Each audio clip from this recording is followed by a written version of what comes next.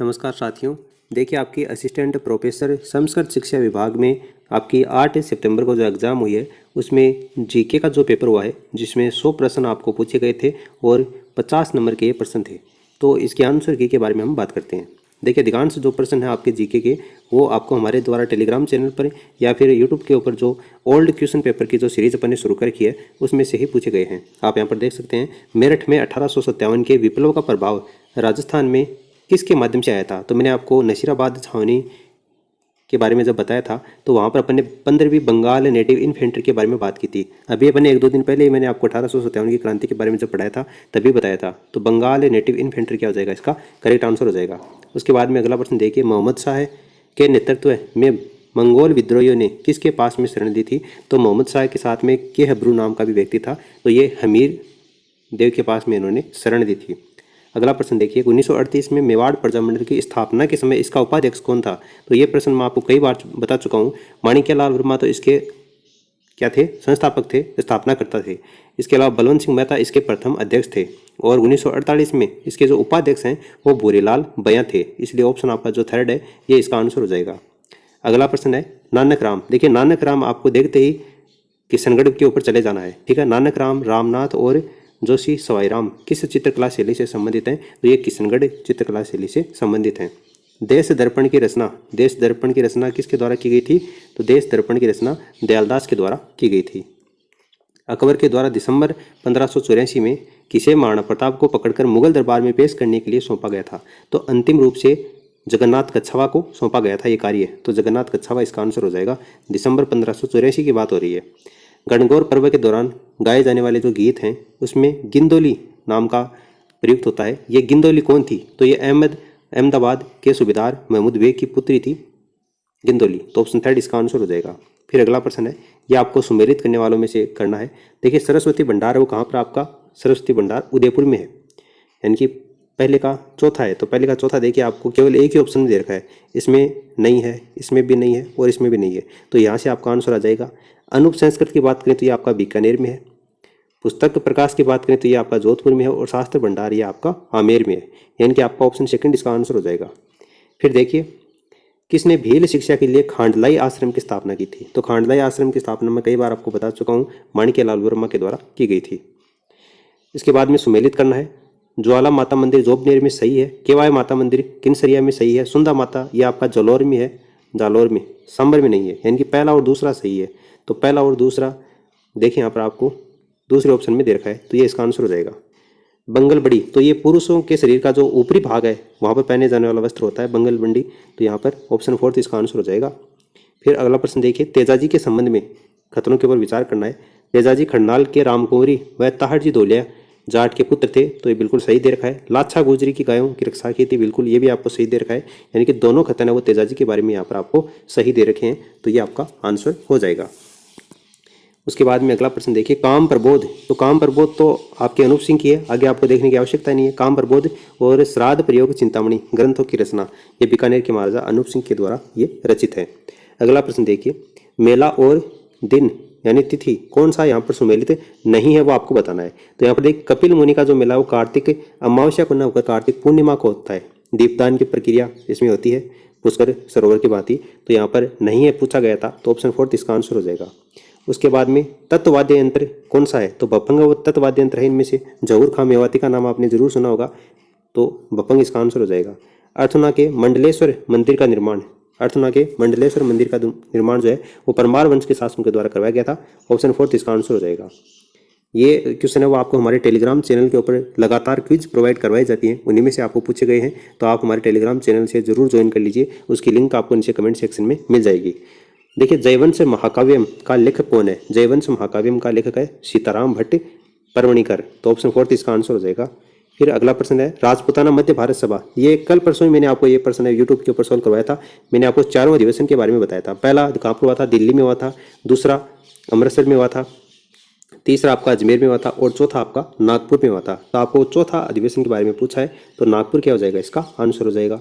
जालौर के विरुद्ध अलाउद्दीन खिलजी के अभियान के संबंध में, यानी अलाउद्दीन खिलजी ने जालौर पर जब आक्रमण किया था उसके संबंध में आपको सही विकल्प का चयन करना है। अलाउद्दीन खिलजी ने मलिक कमालुद्दीन गुर के नेतृत्व में एक शक्तिशाली सेना भेजी थी, ये भी आपको सही दे रखा है। 2 बार आक्रमण किया था अलाउद्दीन खिलजी ने जालोर पर, तो एक बार उसमें कमालुद्दीन गुर्ग के नेतृत्व में सेना भेजी थी। अब इसमें यह नहीं दे रखा है कि कौन से समय की बात हो रही है, तो ये खतना आपका सही होगा इसमें। जालोर के दैया सेजवल विक्रम, बिल्कुल दैया बिक्का का पूरा नाम है, दैया सेजवल विक्रम नाम है, उसको स्वर्ण का लालच देकर, सोने का लालच देकर सुल्तान की सेना को गुप्त मार्ग जालोर पर, बिल्कुल आपको ये भी सही दे रखा है। तो दोनों खतने इसमें आपको सही दे रखे हैं, तो आपका ऑप्शन जो फर्स्ट है दोनों कथन सही, ये इसका आंसर हो जाएगा। फिर देखिए कौन सा आभूषण कान में पहना जाता है, तो ओखरी आभूषण इनमें से ऐसा है जो कि आपका कान में पहना जाता है। दक्षिणी अरावली के शिखर, दक्षिणी अरावली की चोटी कौन कौन सी हैं, तो इनमें से देखिए बानगढ़ तो अलवर में है, ये तो नहीं है। नागपाड़ है वो आपका अजमेर में है, ये मध्य अरावली की है। दक्षिणी अरावली की आपकी एक तो नागपानी है और लीलागढ़ है, यानी ए और सी आपको पहले ऑप्शन में दे रखा है, ये इसका आंसर हो जाएगा। राष्ट्रीय स्वच्छ वायु कार्यक्रम रिपोर्ट 2022 के अनुसार राजस्थान का कौन सा शहर वायु गुणवत्ता में सबसे प्रदूषित शहरों में शामिल हुआ है, तो इनमें से जोधपुर जो शहर है वो इसका आंसर हो जाएगा। नाथ की नेरी, टुनका, सिंद्रियास निम्नलिखित में से किस खनिज के लिए जाने जाते हैं? नाथ की नेरी किसके लिए जाना जाता है? अभ्रक के लिए जाना जाता है, अभ्रक इसका आंसर हो जाएगा। मनसा माता संरक्षण रिजर्व है, तो ये मनसा माता है वो आपका झुंझुनू जिले में है। सिरोही, पाली, भीलवाड़ा और उदयपुर जिलों में अधिकांश में किस प्रकार की मृदा, तो इन सेफ्टी सोल्स प्रकार की मृदा पाई जाती है। 0 से 6 वर्ष की आयु के जो लिंगानुपात हैं उसमें सर्वाधिक शिशु लिंगानुपात पूछा है, तो यहाँ पर जो बांसवाड़ा है उसमें सर्वाधिक शिशु लिंगानुपात होगा, और कितना है ये पूछा जाए तो 934 है, ठीक है, सबसे ज़्यादा, तो बांसवाड़ा इसका आंसर हो जाएगा। आम लोगों के वन्य जीव के लिए जागरूकता हेतु वन विभाग राजस्थान के द्वारा जालोर जिले के लिए कौन सा शुभंकर, तो जालोर का तो भालू है, बिल्कुल सोचने की आवश्यकता नहीं है। भांकड़ा नहर द्वारा सिंचित क्षेत्र का प्रतिशत कितना है? राजस्थान में भांकड़ा नहर के द्वारा तो 15 से 16% जो क्षेत्र है वो भांकड़ा नहर के द्वारा सिंचित होता है। बोराट पठार की ऊंचाई कितनी है? तो बोराट की 12-25 मीटर है। वरा है और लासवारी ये रूपारेल नदियों का ही अन्य नाम है। फिर देखिए 2011 की जनगणना के अनुसार राजस्थान में पुरुष और महिला साक्षरता दर में लगभग कितना अंतर है? तो 27% का अंतर है। राजस्थान के निम्नलिखित में से किस जिले में सूखे की बारंबारता 8 वर्ष में एक बार है? कौन से जिले के अंतर्गत? तो इसके अंतर्गत आपका जो भरतपुर जिला है ये इसका आंसर हो जाएगा। फिर पशुधन और नस्ल दे रखी है, कौन सा पशुधन कौन सी नस्ल से संबंधित है? तो भैंस की नस्ल है वो कौन सी आपकी? जाफराबादी है, यानी कि पहले का 3 आपको पहले ऑप्शन में दे रखा है और तीसरे में दे रखा है, यानी कि दूसरा और चौथा तो इसमें नहीं होगा। उसके बाद में ऊँट है वो गोमठ नस्ल है, वो आपकी ऊँट की नस्ल होती है, यानी कि दूसरे में पहला इसमें भी दे रखा है और इसमें भी दे रखा है। फिर भेड़, तो भेड़ की नस्ल है वो आपकी चनौथर होती है, यानी कि दूसरा इसमें आ जाएगा, और इसमें आपको चौथा दे रखा है, यानी कि तीसरा नहीं होगा, और डीका चौथा हो जाएगा। बकरी, लोही नस्ल वो आपकी बकरी की होती है, तो ऑप्शन फर्स्ट इसका करेक्ट आंसर होगा।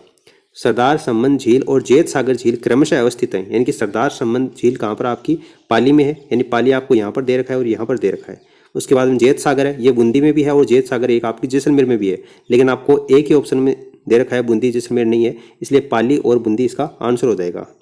फिर अगला देखिए, कौन से जिले में जून का औसत न्यूनतम तापमान दर्ज किया गया? जून महीने की बात हो रही है, तो इनमें से आपका जो सिरोही जिला है ये पहाड़ी क्षेत्र होने की वजह से पहाड़ों पर जैसे जैसे ऊंचाई बढ़ती है तो तापमान यहाँ पर आपका कम होता जाता है, तो न्यूनतम तापमान दर्ज के होने की बात हो रही है, तो सिरोही क्या हो जाएगा? इसका आंसर हो जाएगा।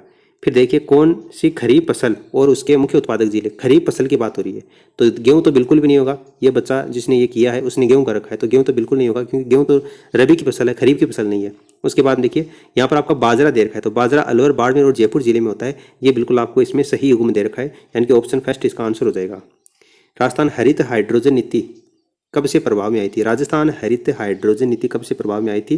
तो 2023 में, ये 14 सितंबर को ये प्रभाव में आई थी, तो 2023 इसका आंसर हो जाएगा। उसके बाद में आपको उद्योग और वो उद्योग कहाँ पर अवस्थित है ये बताना है। उद्योग और वो उद्योग आपका कहाँ पर अवस्थित है?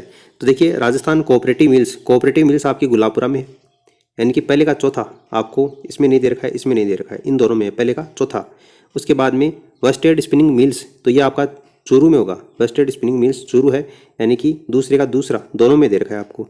उसके बाद में श्री सीमेंट ब्यावर में है, श्री सीमेंट ब्यावर, तो यहाँ पर श्री सीमेंट ब्यावर आपको इसमें दे रखा है, यानी तीसरा इसका आंसर हो जाएगा। फिर जेके टायर बच गया, तो ये आपका कांकरोली राजसमंद में है।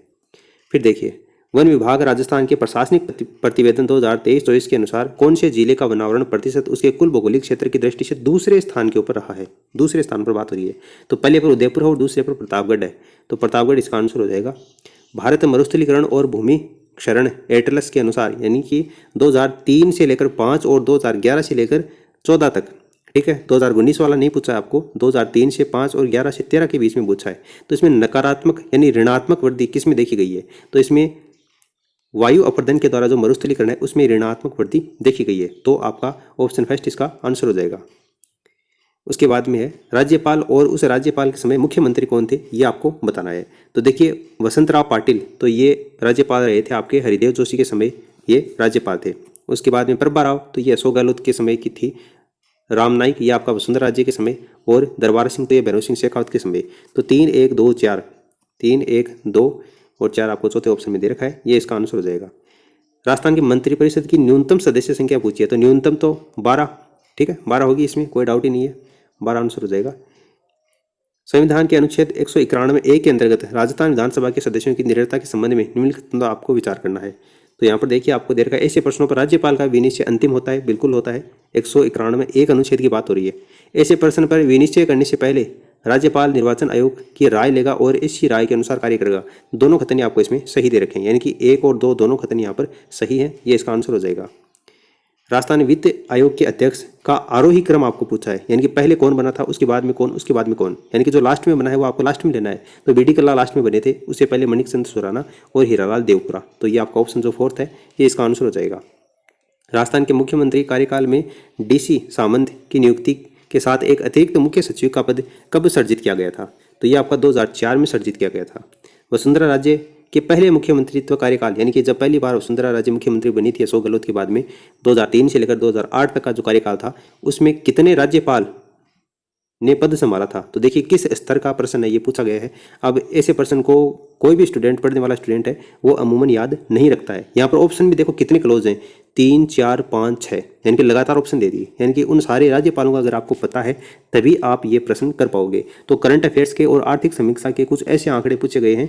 आगे और भी देखिए कई प्रश्न आएंगे जो कि काफ़ी खतरनाक प्रश्न है, वो अपन कह सकते हैं इस परीक्षा में ये पूछे गए हैं। तो इसमें देखिए इसका जो आंसर है वो 6 होगा। हालांकि ये प्रश्न है वो अमूमन सभी का गलत ही होने वाला था, ठीक है। तो यहाँ पर ऑप्शन जो सेकेंड है ये इसका राइट आंसर हो जाएगा। अगला देखिए, भारतीय संविधान के किस अनुच्छेद में लोक सेवकों की पदोन्नति के लिए राज्य सरकार को राजस्थान लोक सेवा आयोग का परामर्श लेना आवश्यक है? तो कौन से अनुच्छेद के अंतर्गत? ये 320(3) के तहत ये परामर्श लेना आवश्यक है। राजस्थान लोक सेवाओं के प्रदान की गारंटी अधिनियम 2011 के नियमों के संबंध में आपको बताना है कौन सा कथन यहाँ पर सही है। तो नियम 14 नवंबर 2011 से प्रवर्तित हुए थे। 14 नवंबर यहाँ पर नहीं होगा, ठीक है। तो ये नियम की बात हो रही है, नियम 14 नवंबर को दिए, तो आपको इसमें गलत दे रखा है। उसके बाद में प्रथम या द्वितीय अपील के साथ में कोई फीस संदेह नहीं होगी, ये सही है। आवेदक के प्रतिकर के संदाय के आदेश के मामले में द्वितीय अपील प्राधिकारी 60 दिवस के भीतर संदाय करने का आदेश करेगा, ये भी आपको इसमें सही दे रखा है। यानी कि दूसरा और तीसरा सही है, यानी कि ऑप्शन आपका जो थर्ड है कोट, ये सही होगा। भारत के संविधान की 12वीं अनुसूची अनुच्छेद 243W के अनुसार नगर पालिकाओं में कौन सा विषय नहीं है? तो जन्म मरण सांख्यिकी है, अग्निशमन सेवाएं आती है, सड़कें पुल आते हैं, बाजार और मेले, ये नगर पालिकाओं का इसमें विषय नहीं है। तो ऑप्शन फर्स्ट इसका आंसर हो जाएगा। फिर अगला देखिए, राजस्थान राज्य सूचना आयोग के गठन में किसकी भूमिका नहीं होती है?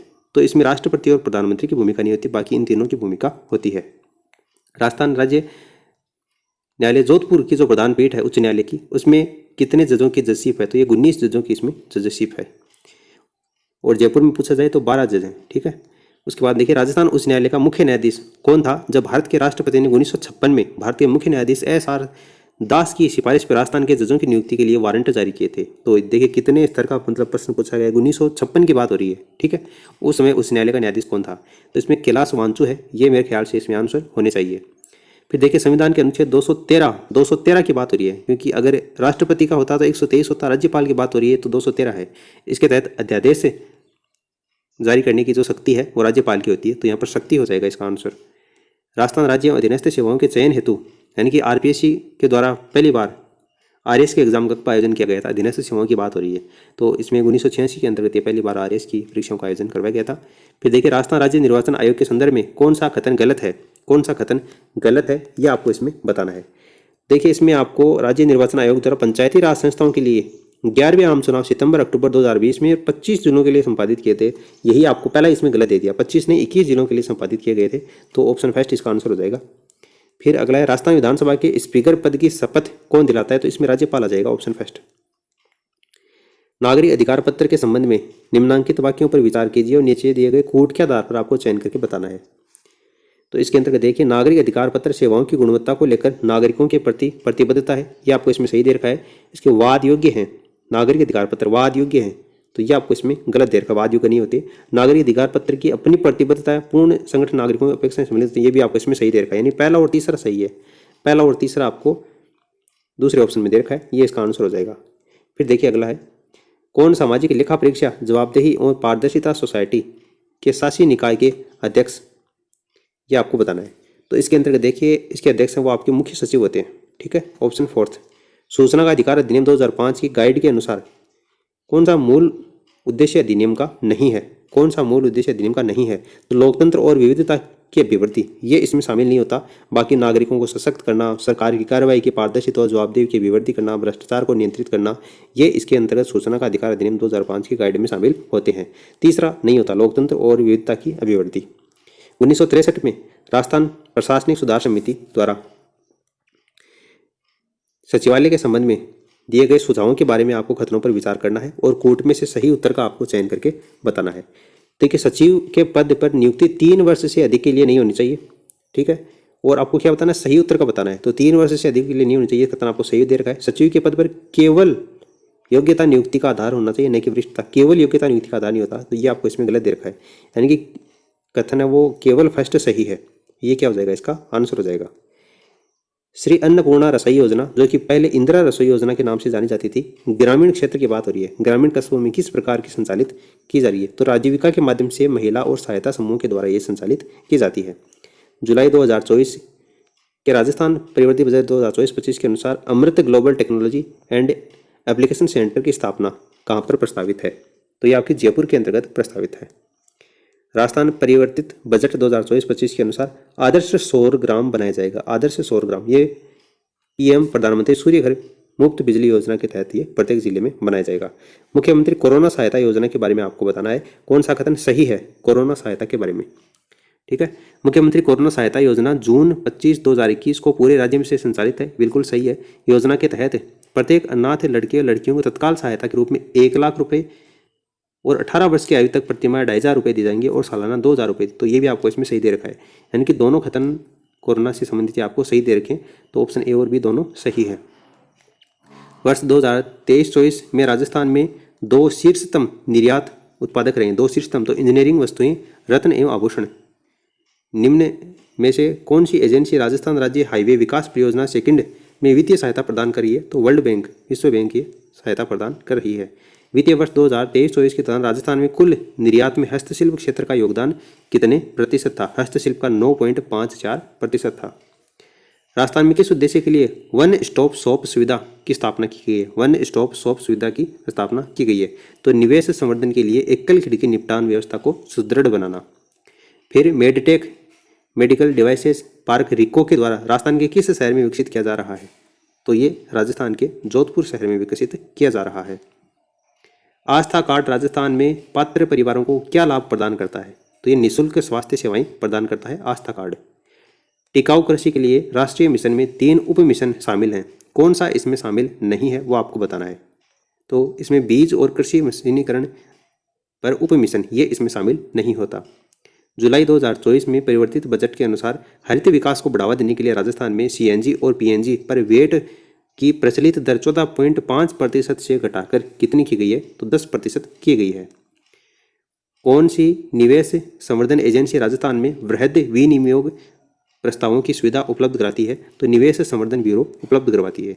राजस्थान की कल्याणकारी योजनाओं के संबंध में आपको बताना है, नीचे 2 कथन दे रखे हैं कल्याणकारी योजनाओं के संबंध में और सही विकल्प का आपको चयन करना है।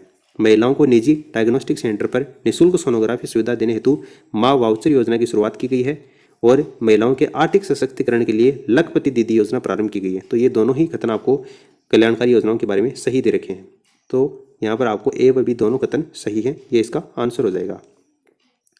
राजस्थान में पीएम कुसुम योजना घटक बी के तहत कितनी सब्सिडी अनुदान प्रदान की जाती है, पीएम कुसुम योजना के तहत, तो इसके तहत 60% सब्सिडी प्रदान की जाती है।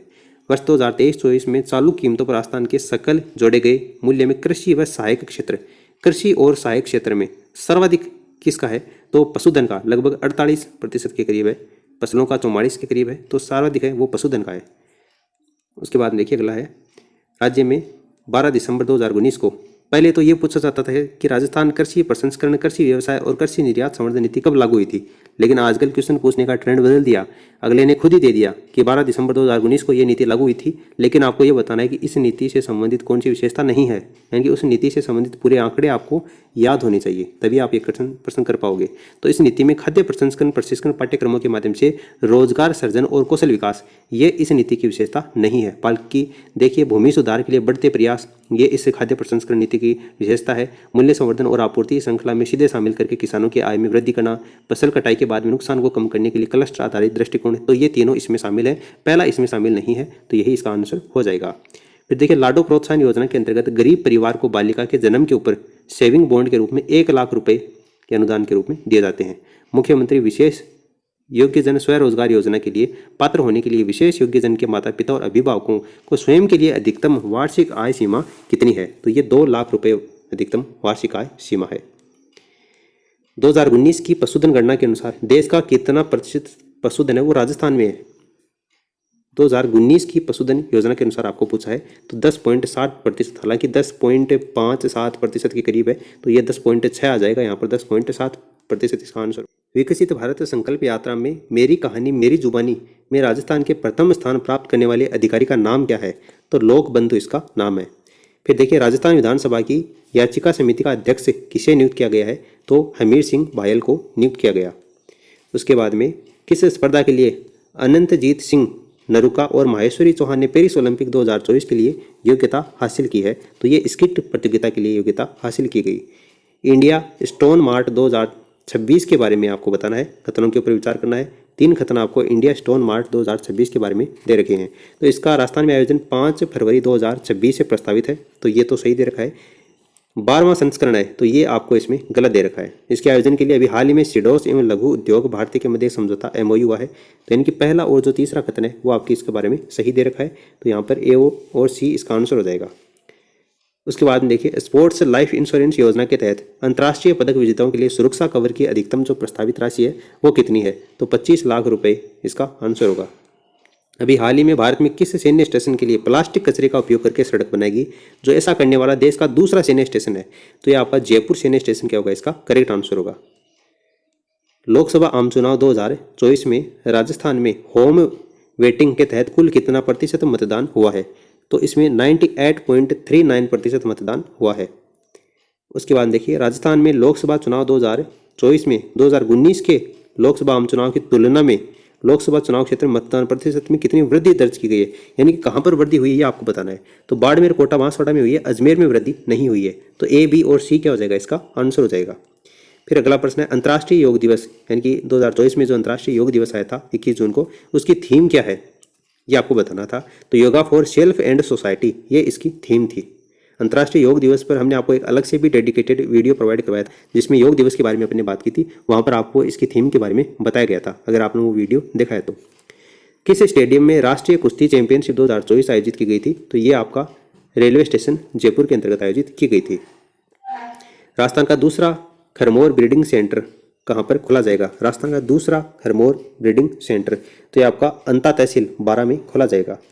जुलाई 2024 में जयपुर स्थित सप्त शक्ति कमांड की कमान किसने संभाली है, तो ये लेफ्टिनेंट जनरल मनजिंदर सिंह ने संभाली है, ऑप्शन सेकंड इसका आंसर होगा।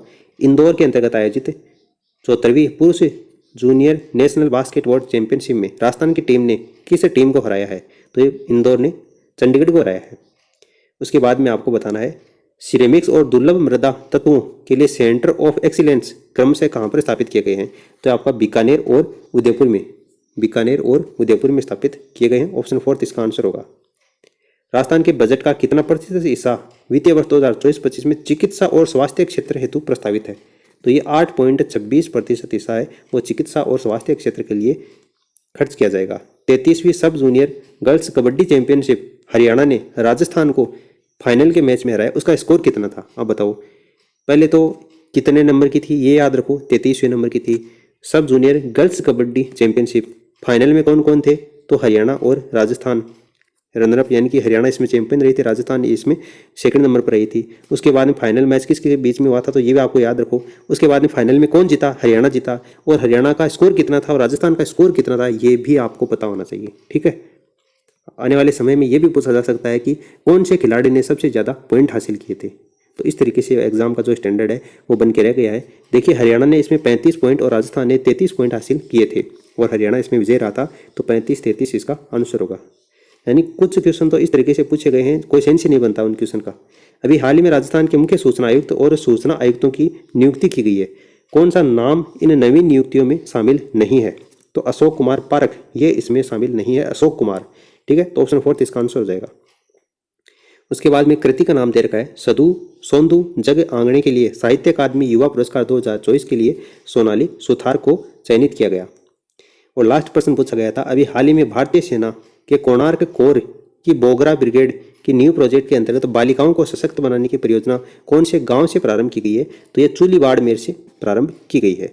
तो ये पूरे 100 क्वेश्चन के बारे में अपन बात कर चुके हैं। आपके इसमें कितने क्वेश्चन सही होते हैं वो आप नीचे कमेंट करके बता सकते हैं। आप हमारे टेलीग्राम चैनल को जरूर ज्वाइन करें, वहाँ पर आपको डेली सैकड़ों क्विज प्रोवाइड करवाई जाती हैं, ताकि वहाँ पर आपको हर एक टॉपिक का अच्छे से अभ्यास हो सके। और इस वीडियो को अपने दोस्तों के साथ में आप शेयर करें, ताकि वो भी अपने आंसर की मिला सकें और आने वाले एग्जाम में किस तरीके से क्वेश्चन पूछने का जो पैटर्न है उसके बारे में जान सकें। फिलहाल इस वीडियो में इतना ही, धन्यवाद।